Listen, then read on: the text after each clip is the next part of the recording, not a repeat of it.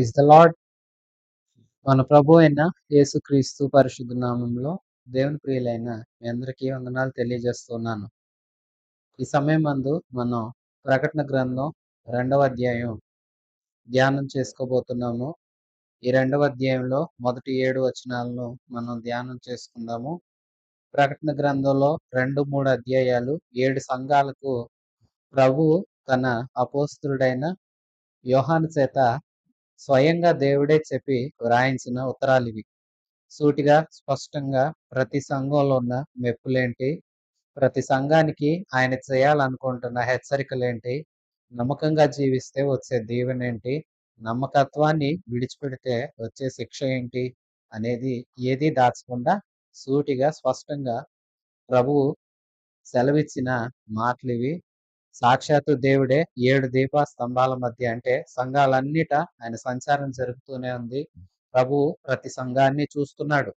చూస్తున్న ప్రతి సంఘంలో ఆయన మెప్పుకోలుంటే మెచ్చుకుంటాడు, తప్పులుంటే తప్పనే చెప్తాడు, దీవిస్తానంటాడు, సరిచేసుకోమంటాడు. సరిచేసుకున్న వారికి ఆశీర్వాదం ఇయ్యక మానడు, సరిచేసుకొనని వారిని శిక్షింపక కూడా మానడని మనం తెలుసుకోవాలి. ప్రకటన గ్రంథం 2వ అధ్యాయం 1 నుంచి 7వ వచనం వరకు. ఎఫెసులో ఉన్న సంఘపు దూతకు ఇలాగ వ్రాయుము. 7 నక్షత్రములను తన కుడి చేత పట్టుకొని 7 దీపస్తంభముల మధ్య సంచరించువాడు చెప్పు సంగతులేమనగా, నీ క్రియలను, నీ కష్టమును, నీ సహనమును నేను ఎరుగుదును.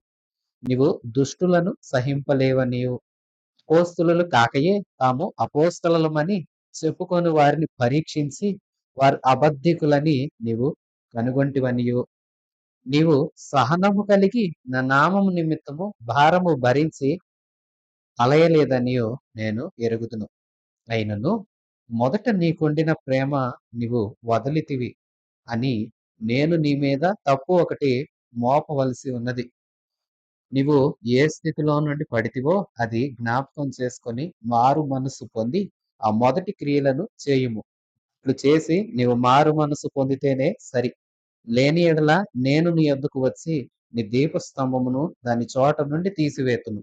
అయితే ఈ ఒకటి నీలో ఉన్నది, నికోలాయితుల క్రియలు నీవు ద్వేషించుచున్నావు, నేను కూడా వీటిని ద్వేషించుచున్నాను. చెవిగలవాడు ఆత్మ సంఘములతో చెప్పుచున్న మాట వినుగాక. జయించువానికి దేవుని పరదేశంలో ఉన్న జీవ వృక్ష ఫలములు భుజింపనిత్తును. ప్రియ విశ్వాసులారా, యేసుక్రీస్తు ప్రభు తన భక్తుడు, సేవకుడు, అపోస్తలుడైన యోహాను ద్వారా మొదటిగా వ్రాయించిన ఉత్తరం ఎఫెసును ఉద్దేశించి. ఎఫెసును గురించి ప్రభు కొన్ని మాటలు వ్రాయిస్తూ ఉన్నారు. ఎఫెసు ఈ ప్రాంతాన్ని గురించి మనం చాలా వింటూనే వచ్చాము. ఇది ఒక ఆసియాకి, ఐరోపాకి మధ్యలో ఉంటుంది. 2 ఖండాలకు ఒక కలయికగా ఒక చక్కటి ప్రాంతం. 2 ఖండాలు దాదాపు ఈ ప్రాంతం గుండా కలుస్తాయి కాబట్టి అక్కడ వ్యాపారాలు ముమ్మరంగా జరుగుతాయి. ఎంతో వ్యాపారం చాలా ఘనంగా జరుగుతుంది. ఎంతో మంచి సుందరమైన పట్టణం. ఈ పట్టణానికి ఎన్నో ఔన్నత్యాలు ఉన్నాయి. ఈ పట్టణం చక్కగా నిర్మించబడింది. చలువరాతి భవనాలు అనేకము ఉన్నాయి. ఇందులో ఈ ప్రాంతంలో ఒక నాటకశాల కూడా ఉండేది. దానిలో ఇంచుమించు ఒకేసారి 20,000 మంది కూర్చొని వినోదాలు, క్రీడలు తిలకించేవారు. ఇలాంటి ఎన్నో గొప్పతనాలు ఆనాటి కాలంలోనే ఈ ఎఫెసుకు ఉన్నాయి. అంతేకాదు ఈ ప్రాంతంలో డయానా అనే దేవతను పూజిస్తారు. సంతానోత్పత్తికి సంబంధించిన దేవత. మంచి గుడి కట్టబడింది. గుడి యొక్క నిర్మాణం కూడా ఎంతో అద్భుతంగా ఉంటుంది. అది చాలా ప్రశంసించబడింది.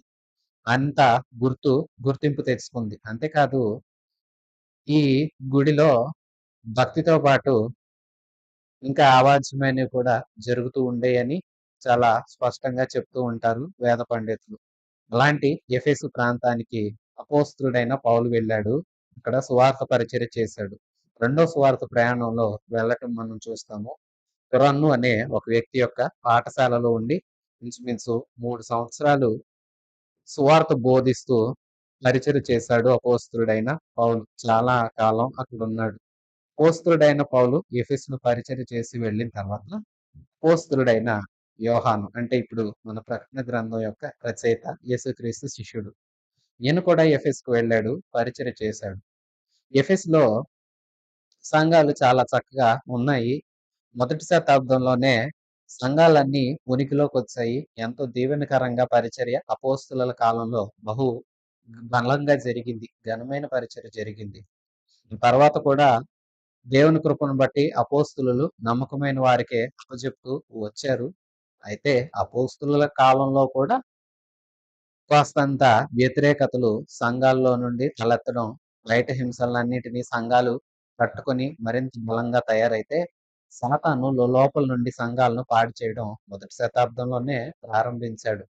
అది నేటికి కొనసాగుతుంది. సరే, ఇంత ఘనమైన పరిచర్య, ఒకటి అపోస్తలుడైన పౌలు, రెండు అపోస్తలుడైన యోహాను వంటి వారు వెళ్లి పరిచర్య చేసిన ఎఫెసు సంఘానికి, ఎఫెసులో ఉన్న సంఘాలకు, సంఘపు దూతకు దేవుడు ఇలాగు రాస్తున్నాడు. ఎఫెసులో ఉన్న సంఘపు దూతకు ఇలాగు రాయి. 7 నక్షత్రాలు తన కుడి చేతను పట్టుకున్నాడు యేసు. 7 దీప స్తంభాల మధ్య సంచరిస్తూ ఉన్న ఆ దేవుడు చెప్పేదేంటంటే, అంటే చూడండి, దేవుని పరిచయం ప్రతి సంఘానికి మనం ఒక రకంగా చూస్తూ ఉంటాము. ఏమంటే ఇక్కడ 7 నక్షత్రాలు, నక్షత్రాలు సంఘపు దూతలని, దీపస్తంభాలు సంఘాలని మనం గత అధ్యాయంలో ధ్యానం చేసుకున్నాం కదా! అంటే సంఘపు దూత అంటే సంఘ నాయకుడు యేసు చేతిలోనే ఉన్నాడు. సంఘం కూడా యేసయ్య చేతిలోనే ఉంది. సంఘానికి యేసయ్యే శిరస్సు. సంఘంలో సేవకులు యేసు చేతే వాడబడతారు. పరిశుద్ధాత్మ చేతే వారు పరిచర్య చేస్తారు. దేవుడే ఆ పరిచర్యను భారమెత్తి నడిపిస్తాడు. దేవుడు లేని పరిచర్య అనిపించుకోదు. సరే, సంఘం పైన, సంఘపు దూత పైన ఆధిపత్యం గలవాడు, మహామహిమ గల దేవుడు చెప్పేదేంటంటే, ఎఫెసు సంఘాన్ని 7 విషయాల్లో దేవుడు మెచ్చుకుంటున్నాడు. మొదట నీ క్రియలు. సంఘం చక్కటి క్రియలు చేసింది. ప్రియ విశ్వాసులారా, మనం విశ్వాసం ద్వారా కృపచేత రక్షించబడతాము. రక్షించబడిన ప్రతి వారు సత్క్రియలు చేస్తారు. రక్షించబడిన ప్రతివారు ఈ క్రియలు చేస్తారు. క్రియలు కొనసాగిస్తారు. గుర్తించండి, క్రియలు చేసి రక్షణ ఎవరు పొందలేరు. మంచి క్రియలు చేసి ఎవరు రక్షణ పొందలేరు. రక్షణ యేసు ద్వారానే అది ఉచితంగా వస్తుంది. రక్షణ కోసం యేసే సమస్తం చేశారు. ఇప్పుడు రక్షకుడైన యేసుని చేరుకున్న మనము, యేసయ్యను మన సొంత రక్షకుడిగా అంగీకరించిన మనము, బాప్తిస్మం పొందిన మనము, ప్రభు బల్లలో చేయి వేస్తున్న మనము, దేవుణ్ణే ఆరాధిస్తూ, స్తుతిస్తూ, ప్రార్థిస్తున్న మన అందరం మనం ఏం చేయాలంటే నీతి క్రియలు, సత్క్రియలు, మంచి క్రియలు చేయాలి. ప్రియ విశ్వాసులారా, ఈ క్రియలు మంచిగా చేస్తే ప్రతి క్రియను దేవుడు చూస్తున్నాడు. సంఘాన్ని, సంఘపు దూతను చూస్తున్నాను అన్నాడు కదా దేవుడు. 7 నక్షత్రాలు ఆయన చేతిలో ఉన్నాయంటే సంఘపు దూతలని చెప్పాం కదా!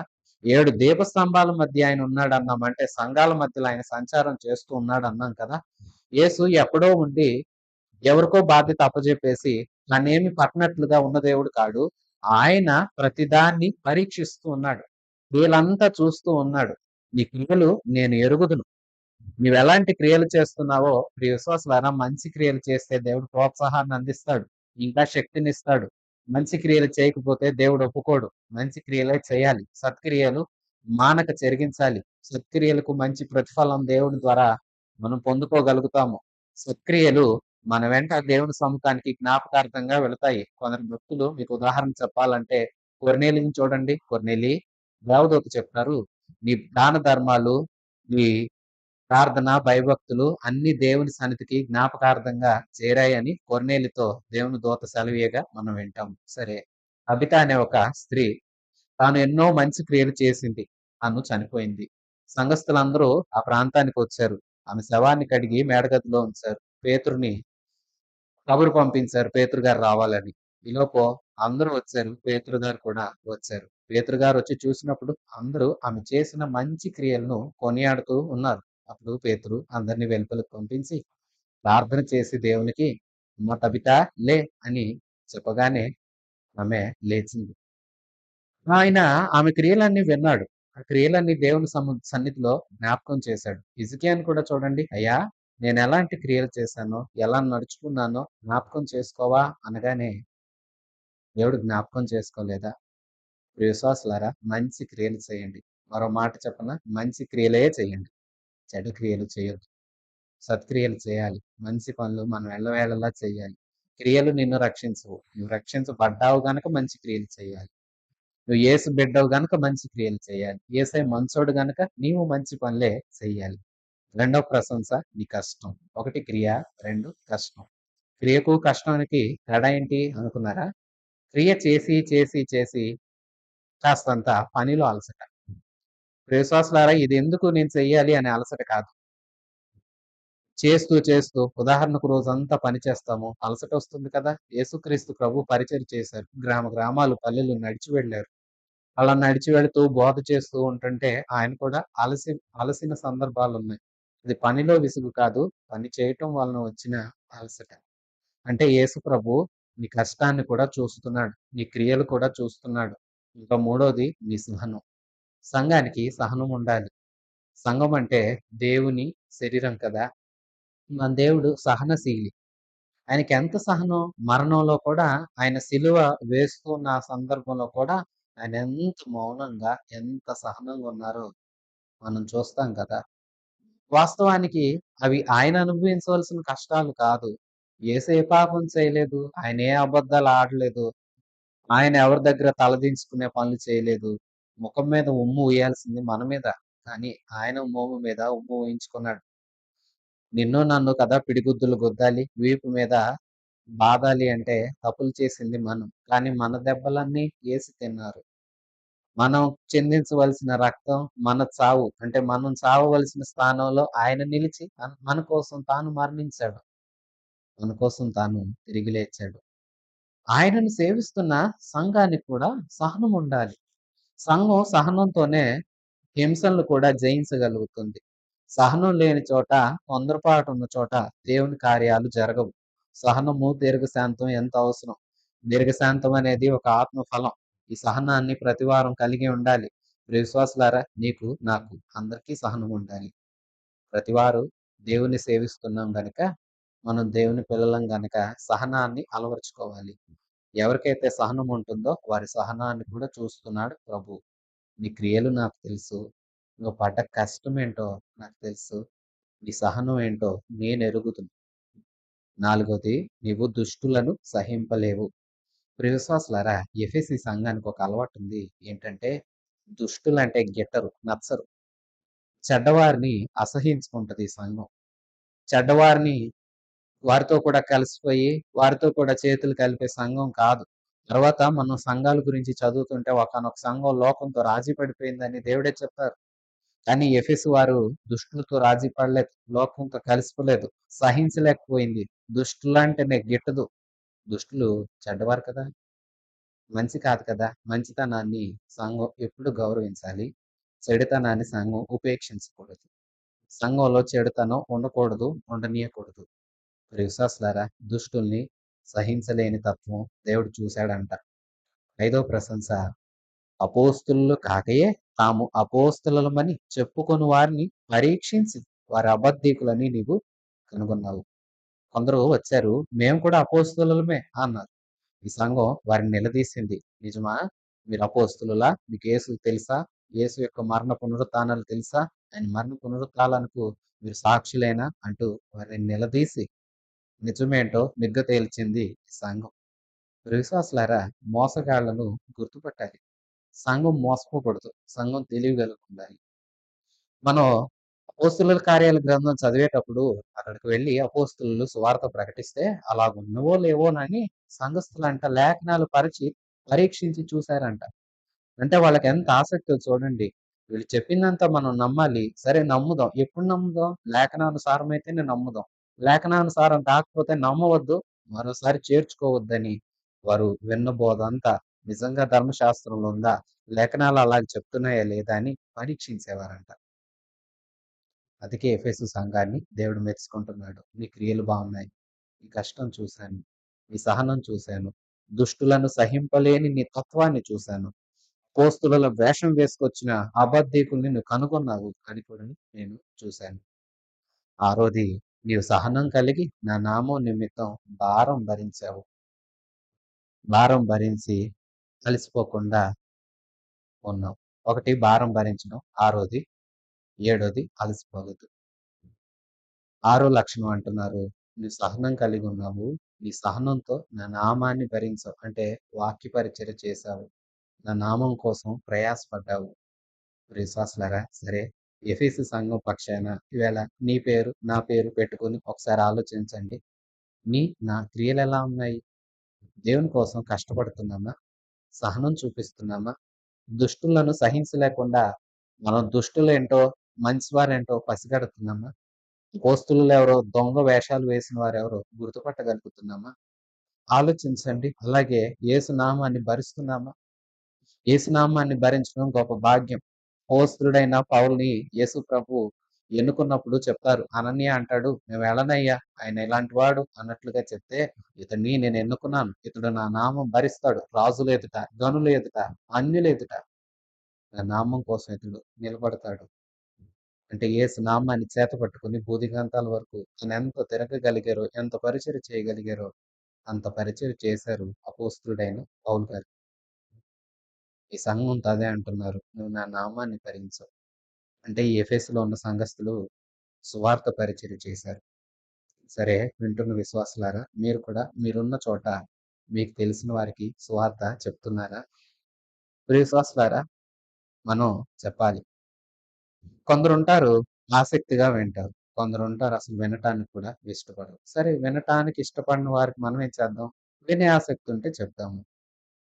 విన్నవారందరూ రక్షింపబడతారని కాదు. వారు రక్షింపబడతారో లేదో తీర్మానం వారిదే. అపోస్తలుడైన పౌలు అధికారి ఎదుట కూడా నిలబడ్డాడు. అధికారి ఎదుట నిలబడి సువార్త చెప్తుంటే, "పౌలు, నువ్వు నన్ను ఇంత తేలిగ్గా క్రైస్తవుడిగా మార్చేస్తావా?" అని అడిగాడు అధికారి. పౌలు గారు ఏం చెప్తారు? ఏం చెప్పలా. "అయ్యా, సువార్త చెప్తాం నా బాధ్యత. నమ్మితే నమ్మి రక్షించబడతావు. నమ్మలేదో నమ్మకుండా శిక్ష పొందుతావు. నీ ఇష్టం. చెప్పడం నా బాధ్యత" అన్నట్లుగా పౌలు చెప్పారు. మౌనంగా ఉన్నారు. మనం కూడా యేసయ్య నామం కోసం నిజంగా కొందరైతే వారి కుటుంబాల్లో పరిస్థితులు ఎలాగున్నా దేవుని నామం కోసం ప్రయాసపడుతున్నవారు నేటికి ఉన్నారు. అందుకు దేవునికే వేలాది కృతజ్ఞతాస్తుతులు. దేవునికే మహిమ కలుగును గాక. అలాంటి వారి యొక్క కష్టము దేవుడు వృధా చేయడు. నిశ్చయముగా తగు ప్రతిఫలము శీఘ్రంగా ప్రభువే కలగచేయును గాక. ప్రియ విశ్వాసులారా, ఆలోచించండి. సహనం కలిగి నా నామం నిమిత్తం నువ్వు భారం భరించావు. యేసు నామం కోసం ఆ నామాన్ని చేతపట్టుకుని ఎవరైతే భారం భరిస్తున్నారో ప్రియ విశ్వాసులారా, ఈ నామాన్ని సేవిస్తున్నందుకు అవమానాలు ఎదురవుతున్నాయా? నా దేవుడున్నాడు. ఇదిగో ఎఫెసీయులతో ఆ సంఘపు దూతతో మాట్లాడుతున్నాడు. నీ కష్టం చూసా, నీ క్రియలు చూసా, నీ సహనం చూసా, నీ పరిస్థితి అంతా నాకు తెలుసు. అలాంటి పరిస్థితుల్లో కూడా నువ్వు నామాన్ని ఎలా భరించావో, నా నామం కోసం ఎలా ప్రయాసపడ్డావో నేను చూసా. మెచ్చుకుంటున్నాడు ప్రభు.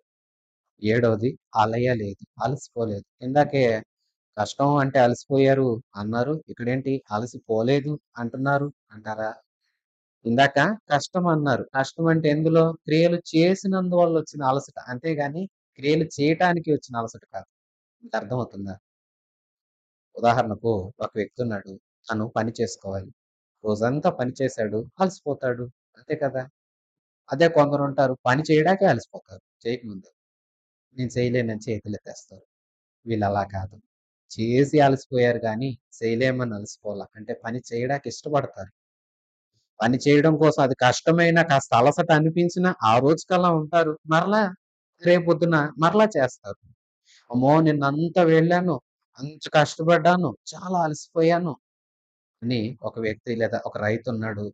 లేదంటే ఒక ఇంటిని నిర్మాణం చేసే ఒక వ్యక్తి ఉన్నాడు. కూలి పని చేసేవారున్నారు. వీరంతా రోజంతా కష్టపడతారు. రాత్రి కాసేపు విశ్రమిస్తారు. ఉదయాన్నే లేచి మరలా పనికెళ్తారు. కారణం ఏంటి? వాళ్ళకు పనిలో వచ్చింది గానీ అలసట, పని మీద అలసట రాలేదు. ఈ సంఘం కూడా అంతే. వాళ్ళు క్రియలు చేసి, మంచి క్రియలు చేసి కాస్తంత అలసట భావించారు గానీ, పని చేయడానికి అలసిపోలా. మరలా చెయ్యం మేము అనుకోలేదు. చేసి చేసి కాస్త కష్టపడ్డారు. ఆ కష్టాన్ని దేవుడు ఊరికే నేను దాచుకుంటాను అనట్లేదు. ఇక్కడ కూడా వాళ్ళు అలసిపోలేదు. నా ప్రియ సహోదరి, సహోదరులారా, మీరు ఎవరి కోసం అయితే ప్రార్థిస్తున్నారో, ఎవరి మార్పునైతే కోరుకుంటున్నారో, ఎవరి కోసం, ఏ నామం కోసం మీరెంతగా ప్రయాసపడుతున్నారో, ఆ పనులు అలసిపోవద్దు.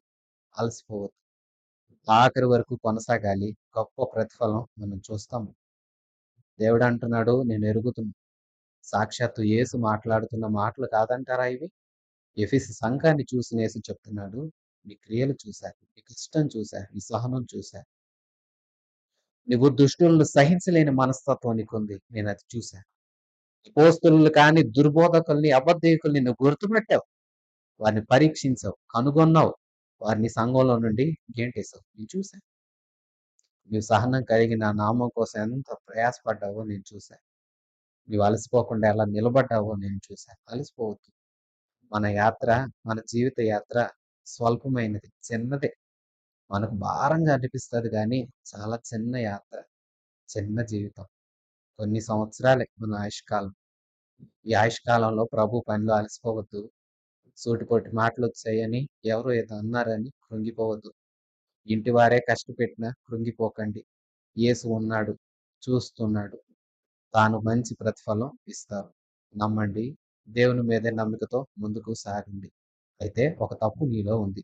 4వ వచనంలో అంటున్నారు, అయినా మొదట నీకుండిన ప్రేమ నీవు వదిలితివని నేను నీ మీద తప్పు ఒకటి మోపాలి.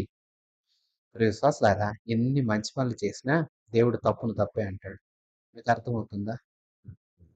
ఇప్పుడు తల్లిదండ్రి ఉన్నారంటే బిడ్డలు బాగా ఇష్టం కాబట్టి, ఆ బిడ్డలు చివరికి ఎవరి మీదైనా ఏదన్నా వాళ్ళకి ఇతరులొచ్చి ఎవరన్నా వాళ్ళ పిల్లల మీద కంప్లెయింట్స్ చెప్తుంటే, ఆ పిల్లల్ని ఏం కాదులేండి, ఏమనుకోమాకండి సర్ది చెప్తారు. కారణం ఏంటంటే వాళ్ళ బిడ్డలంటే వాళ్ళకి ప్రేమ. అంతేగాని బిడ్డను వదులుకోరు. అలాగే కొంత వయసొచ్చేసరికి బిడ్డ తప్పు చేస్తుంటే, ఆ తప్పుని సరిదిద్దడానికి దండిస్తారు. చిన్న వయసులో ఏం తెలీదు కాబట్టి వెనకేసుకొచ్చారు. కానీ ఒకానొక వయసొచ్చింది. ఇప్పుడు తప్పేంటో తెలుసు. తప్పుని ఎత్తి చూపించి బిడ్డను సరిచేయకపోతే బిడ్డ జీవితం పాడైపోతుంది. అందుకోసం కాస్త కఠినంగా వ్యవహరిస్తారు. యేసుప్రభు కూడా మనం లోకంలో తిరిగి పాపంలో పడిపోయి ఉన్నాము. సువార్త విన్నాము. విని అయ్యా నన్ను క్షమించవా? నా జీవితాన్ని మార్చవా? అని వేడుకున్నప్పుడు మనం అప్పటి వరకు చేసినవన్నీ కడిగేశాడు, తుడిచాడు. ఇక అప్పటి నుంచి మనం ఆయనతో మన చేతిలో చేయి వేసాం. ఆయన అడుగుల్లో అడుగులు వేస్తున్నాం కదా! ఇప్పుడు మనం తప్పిపోకూడదు. ఇప్పుడు తప్పిపోతే తప్పును తప్పే అంటాడు. ఒప్పు అనడు దేవుడు. అయితే ఎఫెసీ సంఘానికి క్రియలు బాగున్నాయి, కష్టం బాగుంది, సహనం ఉంది, దుష్టులను సహించలేదు. బోధకులు ఎలాంటి వారో గుర్తుపట్టింది, నామాన్ని భరించింది, అలసిపోలేదు. ఇన్ని మంచి లక్షణాలు ఉన్న ఒక లక్షణం చెడ్డగా దేవుడికి కనిపించింది. అదేంటంటే తొల్లటి దినాల్లో ఉన్న ప్రేమ లేదు. ఆరంభంలో ఉన్న భక్తి లేదు. ఆరంభంలో ఎలాంటి మంచి ప్రేమ కలిగి ఉందో, ఇప్పుడు అలాంటి ప్రేమ నువ్వు వదిలేసావు సంగమా, నువ్వెందుకు వదిలావు? 5వ వచనంలో అంటారు, ఏ స్థితిలో నుంచి నువ్వు పడ్డావో అది జ్ఞాపకం చేసుకో. మారు మనస్సు పొంది ఆ మొదటి క్రియలు మళ్ళా చెయ్. సూటిగా చెప్తున్నాడు ప్రభు. నువ్వు పడిపోయావు. నువ్వు ఏ స్థితిలో ఉండాలో, ఏ స్థితిలో నీ యాత్ర ప్రారంభమైందో, నీ పరుగు ఎక్కడ ప్రారంభమైందో, ఆ పరుగులో నుండి నువ్వు పడిపోయావేంటి? మొదటి ప్రేమ జ్ఞాపకం చేసుకో. ఆ మొదటి వైరాగ్యాన్ని జ్ఞాపకం చేసుకో. మారు మనస్సు పొందు. మారు మనస్సు పొందిన ప్రియ విశ్వాసులారా, దినదినం రూపాంతరం పొందాలి. దినదినం రూపాంతరపు అనుభవం దిశగా సాగాలి. ప్రతిరోజు యేసుకు నచ్చేలాగా జీవించాలి. ప్రతిరోజు యేసయ్య మెచ్చుకునేలాగా యేసుకి ఇంకా ఇంకా ఇంకా దగ్గర కావాలి. ప్రార్థనలో ఎదుగుదల కనిపించాలి. వాక్యం ధ్యానం చేసుకుని అర్థం చేసుకునే విషయాలు ఎదుగుదల కనిపించాలి. వాక్యాన్ని ఇతరులకు బోధించాలి. వాక్యానుసారంగా జీవించాలి. ఇలాగ దినదినం ఎదగాలి. అంతేగాని నేను ఎదిగిపోతున్నాను, నేను ఎన్నాళ్ళు అయిపోయింది భక్తి, సంవత్సరాల పేరు చెప్పుకొని, ఇన్ని సంవత్సరాలు అని చెప్పుకొని భక్తిలో వెనకబడకూడదు. నువ్వు ఏ స్థితిలో నుండి పడ్డావో చూడు. అంటే ఈ సంఘం బావున్నాయి గానీ, క్రియలు బావున్నాయి, కష్టం అన్నీ బావున్నాయి గానీ, ప్రేమలో నుండంట పడిపోయిందంట. నా ప్రియ సహోదరి, సహోదరుడా, నీవు కూడా ఈ విషయంలో పడిపోయావా? ఆలోచించు. నీ అడుగు తప్పటడుగు పడుతుందా? అయితే విను. ఆ మొదటి స్థితి జ్ఞాపకం చేసుకో. మారు మనస్సు పొందు. మనసు మారాలి నీది. తొల్లటి దినాల్లో నువ్వెలాంటి మంచి పనులు చేసావో, ఆ మంచి పనులు చేయడానికి మరలా క్రియలు చెయ్యి. అట్లు చేసి నువ్వు మారు మనసు పొందితే సరి. ఎఫెసీ సంఘంతో సూటిగా చెప్తున్నాడు దేవుడు. మారు మనసు పొందావో సరి. లేని యెడల నేనొస్తా. వచ్చి నీ దీపస్తంభాన్ని దాని చోటు నుండి తీసివేస్తాను. నా ప్రియ విశ్వాసులారా, దీపస్తంభం సంఘానికి పోలిక అనుకున్నాం కదా! దీపస్తంభాన్ని తీసివేస్తానంటున్నాడు. నిజమే. కొందరు దీపాలు ఆరిపోయి దీప స్తంభాలు మాత్రమే ఎందుకు పనికిరానివిగా నిలబెడితే అంటే దీప స్తంభాలను దేవుడు తీసి చెత్తకుండీలో పారవేసినట్లుగా చాలా మంది చల్లారిపోతున్నారు. చాలా మంది పరిస్థితులు చాలా సంఘాలు కూడా వెలుగులోకి వచ్చి ఒక వెలిగింపబడినవై మరలా అధోపాతాళానికి పడిపోతున్న స్థితిని మనం నేటికి చూస్తున్నాం. కారణం ఏంటంటే లోకంతో కలిసిపోతున్నారు. మొదటి క్రియలు మర్చిపోతున్నారు. మొదట్లో ఉన్న ఆసక్తి ఇవాల్టి భక్తుల్ని చూడండి. ఇవాల్టి భక్తుల్ని మనం గమనిస్తే బాప్తిస్మం పొందిన కొత్తలో ఉన్న ప్రార్థన జీవితం ఇవాళేది? వాక్యం అంటే ఇష్టం ఇవాళేది? వాక్యం భక్తి అనుసరించిన నడక పరిగెట్టిన పరుగు ఇవాళేది? మొదట్లో ప్రార్థనకెళ్ళాలంటే ఎంత ఆసక్తి. ఇవాళ ప్రార్థనలు మానటం అంటే ఆసక్తి కదా! కారణాలు చెప్పుకొని మానటం అంటే కొంతమందికి ఎంత ఆసక్తో. కారణాలు ఏమన్నా దొరికితే బావుండు అని ఎదురు చూసే పరిస్థితికి ఇవాళొచ్చారు. అంటే ఆలోచించండి. ఏ స్థితిలో ఉండాల్సిన వాడవు, ఏ స్థితిలో ఉండవలసిన దానవు, నీదే స్థితి, నీదే స్థానం, నేనిచ్చింది ఏ స్థానం నీకు? ఆ స్థానం నుండి పడ్డావేంటి? లే, జ్ఞాపకం చేసుకో. మరలా ఆ స్థితిలోకి ఎక్కు. అయితే సరి దీవిస్తా. లేదంటావా దీప స్తంభాన్ని నీ దగ్గర నుండి తీసేస్తా జాగ్రత్త అని సూటిగా చెప్తున్నారు. అయితే 6వ వచనంలో అంటారు, ఈ ఒకటి నీలో ఉంది. నికోలాయితుల క్రియలు నీవు ద్వేషిస్తున్నావు. నేను కూడా వాటిని ద్వేషిస్తున్నాను. ప్రియ విశ్వాసులారా, ఈ నికోలాయితులు వీళ్ళ క్రియలేంటి? బైబిల్ గ్రంథంలో స్పష్టంగా లేదు గాని, సరే నికోలాయితులు అనే పేరు గ్రీకు పదం. ఈ గ్రీకు పదానికి అర్థం అధికారం అంటే కాంక్ష. అంటే అధికార కాంక్ష కోరుకునేవారు. మేము అధికారులుగా ఉండాలి. మేము తీర్పరులుగా ఉండాలి. మాకు అధికారం ఉండాలి. మాకు ఆధిపత్యం కావాలి. ప్రియ విశ్వాసులారా, సంఘాల్లో ఇలాంటి వారొస్తారు. మాకిది కావాలి. మేము అలా చేయాలనుకుంటున్నాం. సంఘంలో మమ్మల్ని ఇలా చూడండి అన్నట్లుగా గొప్పలు పొక్కుకుంటారు. ఇలాంటి వారంటే దేవుడికి నచ్చదు. దేవుని పేరుతో నడుస్తున్న ఎఫెసు సంఘానికి కూడా నచ్చదు. దేవుడు మరలా మెచ్చుకుంటున్నాడు.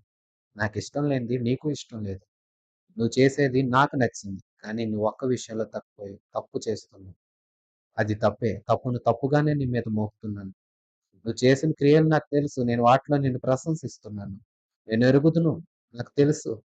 కానీ నువ్వు తప్పిపోయింది కూడా నాకు తెలుసు. మరలా వెనక్కెళ్ళు. ఆ క్రియలను సరిచేసుకో. మరలా వెనకటి స్థితిలో నీవుంటే సరి. మారు మనసు పొందు. మనసు మారాలి నీకు. దినదినం మనసు మారాలి ప్రియ విశ్వాసులారా. లోకం మీద కాదు దేవుని మీదకు దినదినం మరలాలి మనం. అయితే ఈ ఒకటి నీలో ఉంది. నికోలాయితులు అంటే అధికార కాంక్ష గలవారి క్రియలు నువ్వు ద్వేషిస్తావు. నాకు నచ్చదు అలాంటి వారు.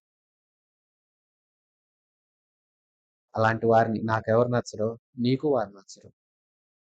నాకేవిష్టమో నువ్వు ఆ క్రియలు చేస్తున్నావు. కానీ ఎందుకు నీ తొల్లిటి ప్రేమను వదిలేసావు?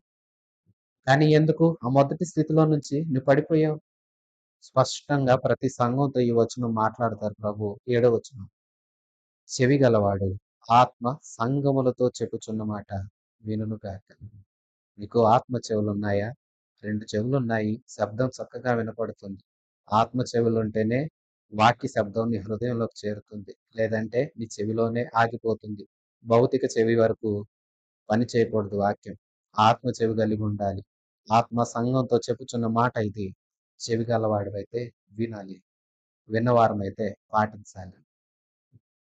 ఎవరైతే అలాగుంటారో జయించు వారికి దేవుని పరదయసులో ఉన్న జీవ వృక్ష ఫలములు భుజింపనిస్తాను. ప్రియ విశ్వాసులారా, నీవు నేను పాపాన్ని, లోకాన్ని, శాపాన్ని, మన శరీరాన్ని, సాతాన్ని జయించి నిలబడగలిగామంటే మన దేవుడు. మనం ఏ భాగ్యం అయితే కోల్పోయామో, ఆదికాండంలో ఏదెన్‌లో ఏ భాగ్యాన్నయితే హవ్వ, ఆదాము కోల్పోయారో, ఆ జీవ వృక్ష ఫలాలు భుజించే భాగ్యం దక్కుతుంది. జయించు వారికి అవి ఇవ్వబడతాయి. నీవు జయిస్తున్నావా? ఎఫెసు సంఘానికి యోహాను చేత ప్రభువు రాయించిన లేఖ ఇది. చిన్న లేఖ. కానీ చూడండి ఎంత స్పష్టమైన పాఠం ఉందో. ఎంత చక్కగా దేవాది దేవుడు చెప్తున్నాడో. సంగమా, నేను ఎవరనుకున్నావు?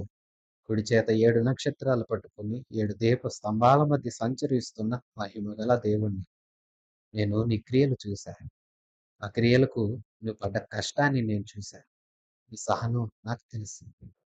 నీవు దుష్టులను సహించలేని మంచి మనస్సు గల సంఘానికి, దొంగ అపోస్తులను పసిగట్టి వారిని అబద్ధికులని కనుగొని నీ దగ్గరికి రాకుండా గెంటిన వారు. నీ పరిస్థితి నాకు తెలుసు. నువ్వెంత సహనంతో నా నామం కోసం ప్రయాసపడ్డావో నాకు తెలుసు. నీ కష్టం, నీ ప్రయాస ఊరికే పోదు. నువ్వు అలసిపోకుండా నా కోసం ఎంత పని చేశావో అది నాకు తెలుసు. నాకు నచ్చంది నీకు నచ్చలేదు. నేను ద్వేషించేది నీవు ద్వేషించవు. అందుకు సంతోషం. అయితే విను, ఇంత భావన నీలో ఎందుకు? మొదటున్న ప్రేమ పోయింది. ఎందుకు మొదటున్న ఆసక్తి పోయింది? ఎందుకు మొదటున్న ఆత్మీయత పోయింది? ఎందుకు మొదటున్న దైవ భయం పోయింది? ఎందుకు మొదటున్న పశ్చాత్తాపం, మంచి మనస్సు ఇప్పుడు లేదు? మారు. మార్పు నొందు. మార్పు తెచ్చుకో. ఏ స్థితిలో నుండి పడ్డావో జ్ఞాపకం చేసుకో. మారు మనసు పొంది ఆ మొదటి క్రియలు చెయ్యి. ఇట్లా చేసి నువ్వు మారు మనసు పొందితే సరి. లేని ఎడల నేను నీ యొద్దకొస్తా. నీ దీపస్తంభాన్ని దాని చోట నుండి తీసేస్తా. ప్రభువు వచ్చి శిక్షించక మునుపే అవకాశం ఇచ్చినప్పుడే రక్షించబడటం ఎంతో మేలు. నా ప్రియ సహోదరి, సహోదరుడా, మంచి క్రియలు చేస్తున్నావా? ఆ క్రియలు కొంచెం కష్టమైనా ఆపకుండా కొనసాగించు. సహనం కలిగి ఉండు. దుష్టులను సహించమాక. సర్లే అని దుష్టులతో రాజీపడమాక. బోధ ఎలాగుందో, ఎవరు మంచి బోధ చేస్తున్నారో, ఎవరు దుర్బోధ చేస్తున్నారో పసిగట్టు. లేఖనాలు పరిశోధించు. సహనం కలిగి యేసు నామం కోసం ప్రయాసపడు. ఇంకా ప్రయాసపడు. చివరి వరకు ప్రయాసపడు. అలసిపోకు. అధికార కాంక్ష గలవారిని, దేవునికి ఇష్టలుగా కాకుండా ఉన్నవారిని నీవు కూడా ద్వేషించు. దేవునికి ఇష్టలు మనకి ఇష్టలై ఉండాలి. దేవునికి నచ్చని వారితో మనం దూరంగా ఉండాలి. చెవి ఉందా నీకు? ఆత్మదేవుడే నీతో మాట్లాడుతున్నాడు. మాటను వింటున్నావా? జయించు. అన్నీ జయించు. నీ ముందున్న ప్రతి పరిస్థితిని, నీ శరీరాన్ని, లోకాన్ని, పాపాన్ని, శ్రమని జయించు. జీవవృక్ష ఫలాలు భుజించే భాగ్యం నీకు నాకు దయచేయబడుతుంది. వారి మనసు పొందు. దీపం వెలిగించబడాలి. అందరికీ వెలుగుగా నీవు నేను ఉండాలి. సంఘపు వెలుగులో లోకం రక్షించబడాలి. నీవు వెలుగుగా ఉండాలి. నీ మొదటి క్రియలు నువ్వు ఇంకా కొనసాగిస్తున్నావో, మరిచిపోయి వాటిని వదిలేసి తిరుగుతున్నావో ఒక్కసారి పరీక్షించుకో. ప్రభు రాబోతా ఉన్నాడు. నువ్వు ఆయన దృష్టికి, ఆయన వచ్చు వేళకు ఆయన చెప్పినట్లు సక్రమంగా ఉంటే జీవ వృక్ష ఫలం తింటావు. సక్రమంగా లేకపోతే దీపస్తంభాన్ని తీసివేస్తాడు. జాగ్రత్త. దీపస్తంభం తీసివేస్తే గతేంటి? యేసు రాబోతూ ఉన్నాడు. నీవు ఆయన కోరిన స్థితిలో ఉంటే ఆయనతో ఉండి జీవవృక్ష ఫలాలు మనందరం పూజించే భాగ్యం మనందరికీ దేవుడు దయచేస్తాడు. మహామహిమ కలిగిన దేవుడు తన కుడి చేత 7 నక్షత్రాలు పట్టుకుని 7 దీపస్తంభాల మధ్య సంచరించే దేవాది దేవుని యొక్క మహోన్నతమైన కృప, కాపుదల మనందరికీ తోడైండును గాక. ఆమేన్. మన ప్రభు అయిన యేసుక్రీస్తు కృప, తండ్రి అయిన దేవుని పరమ ప్రేమ, పరిశుద్ధాత్మ దేవుని సన్నిధి సహవాసం మనందరికీ సదాకాలం తోడై ఉండి నడిపించును గాక. ఆమేన్. God bless you.